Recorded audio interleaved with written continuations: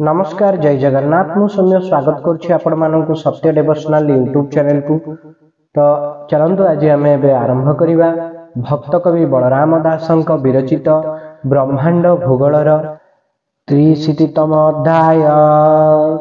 Arjun watch Arjun बोले प्राणनाथ मनरे पड़िला यथार्थ मोर निवास मात्र थिब जले द्वारका नाश हेब द्वारका जले बुड़ी गला तोर निवास न बुड़िला से कथा कह भाव ग्राही मुतुंब सेवक अटई।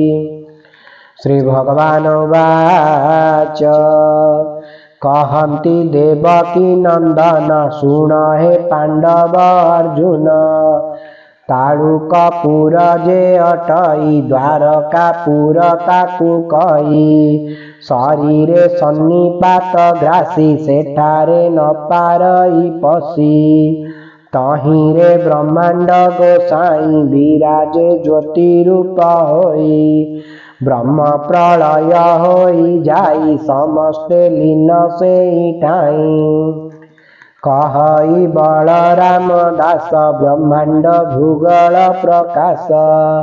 इति श्री ब्रह्मांड भूगोल वर्णने हरि अर्जुन संवादे 63तम अध्याय समाप्त।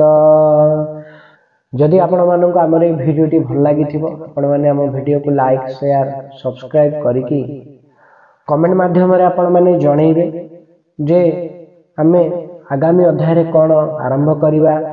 श्री रामचरित मानस श्रीमद् भागवत महापुराण श्रीमद् भगवत गीता आउ सप्ताह को गोटे दिन आमे श्री भक्त चरितामृत इटा अच्छी श्री भक्त चरितामृत सप्ताह को गोटे दिन आमे भक्त चरितामृत गोटे गोटे विषय बा गोटे गोटे भक्तंकर कथा आलोचना करिया बा पाठ करिया आ जानिया।